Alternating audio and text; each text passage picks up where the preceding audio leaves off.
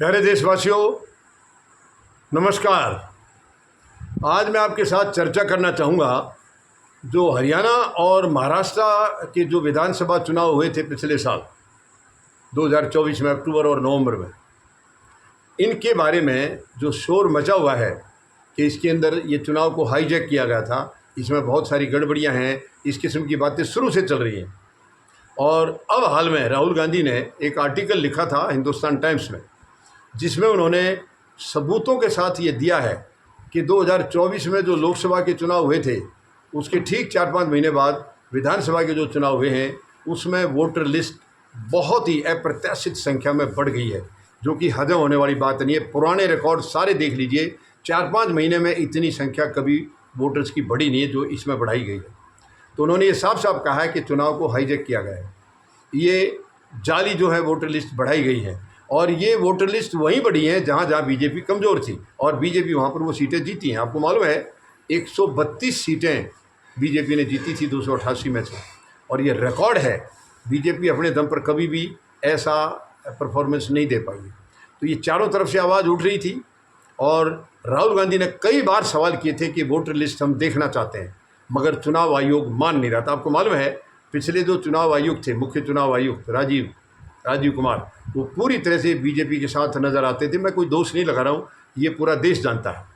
और उनकी रिटायरमेंट के बाद अब जो नए मुख्य चुनाव आयुक्त हैं, इनका रवैया क्या रहेगा? अभी कोई चुनाव तो हुए नहीं है इनके टाइम में, यानी राजीव कुमार की रिटायरमेंट के बाद पहला चुनाव बिहार का है। लेकिन ये वोटर लिस्ट मांगने की कई बार वो डिमांड कर चुके थे, वोटर लिस्ट लेने की, मगर इनकी बात को नहीं सुना गया था।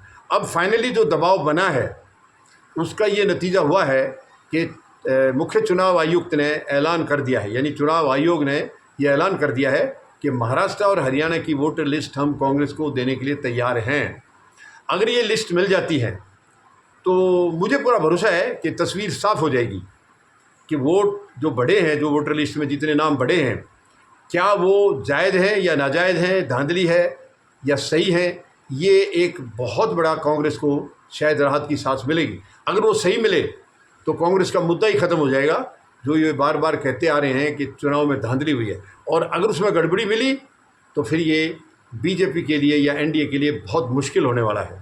फिर आगे का चुनाव सबकी नज़रें होंगी और माननीय सर्वोच्च न्यायालय भी शायद इसका संज्ञान ले सकते हैं।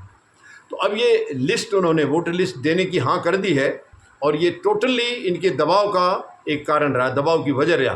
क्योंकि चुनाव जब से नवंबर में ख़त्म हुए थे, अक्टूबर में हरियाणा के हुए थे, नवंबर में महाराष्ट्र के हुए थे, जबकि हमेशा एक साथ होते थे, लेकिन ये भी एक गेम था। और ये पूरी तरह से ये सारा देश जानता है कि बीजेपी के मुताबिक ही चुनाव आयोग तारीखें ऐलान करता था, वरना उन्होंने हरियाणा के साथ महाराष्ट्र का क्यों नहीं किया? इसके पीछे एक गेम था, क्योंकि महाराष्ट्र को अकेले में कहीं कुछ सेटिंग करनी थी, शायद ऐसा कुछ होगा। मैं जो हालात जो नज़र आ रहे हैं और जो ये बड़े बड़ी पार्टियों के बयान देते आ रहे हैं, मैं उन्हीं के आधार पर आपको कह रहा हूँ। तो शायद ये इसी वजह से अलग अलग किए, वरना हमेशा अक्टूबर में चुनाव होते थे एक साथ। अच्छा, अब उसी टाइम से राहुल गांधी ने कई किस्म के सबूत दिए हैं, मगर इनकी कोई सुन नहीं रहा था।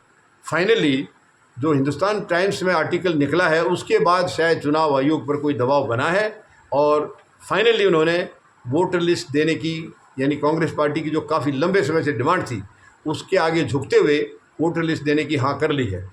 अब इस वोटर लिस्ट को जल्दी से जल्दी कांग्रेस चाहेगी कि वो हासिल करके और इसका पूरा उसको खंगाले कि उसमें सच में ये जो बता रहे हैं, जो आधार दिया है इन्होंने, उस आर्टिकल में भी आधार दिया है कि किस किस कॉन्स्टिट्यूंसी में कितने बढ़े हैं और वहाँ बीजेपी का पिछला क्या रिकॉर्ड था और अब वहाँ उनके उम्मीदवार जो जीते हैं उनका क्या स्टेटस है। यानी वो सारी चीज़ें क्लियर हो जाएंगी।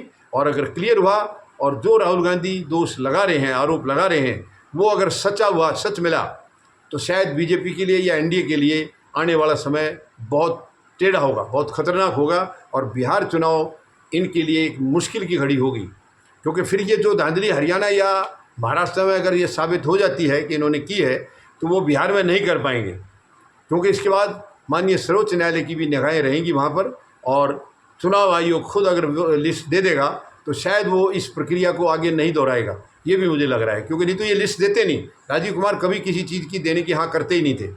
उन्होंने तो, आपको मालूम है, पंजाब एंड हरियाणा हाईकोर्ट ने जब आदेश दिया था इनको चुनाव के वो कई दस्तावेज देने का, तो इन्होंने रातों रात के अंदर सरकार से मिलकर कानून बनवा दिया था कि इसको ये दस्तावेज़ इनको अधिकार नहीं, ये नहीं है, मतलब ये नहीं देंगे, ये इनका लेने का अधिकार नहीं, ऐसा ऐसा आदेश। तो ये आदेश दिलाया है, तो इससे क्या तस्वीर साफ नहीं हुई कि चुनाव आयोग और सरकार एक ही है?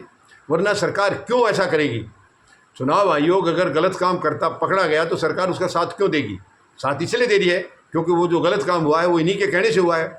तो खैर अभी देखते हैं ये लिस्ट कितनी जल्दी कांग्रेस को दी जाती है और कितनी जल्दी कांग्रेस उसका सर्वे करके उसकी जांच पड़ताल करके सच्चाई को सामने लेकर आते हैं। हमें थोड़ा सा इंतज़ार करना होगा और देखते हैं इसमें क्या निकल के आता है और उसके लिए फिर बिहार चुनाव के लिए क्या कुछ हमें सामने में उनकी उम्मीदें लगेंगी। धन्यवाद।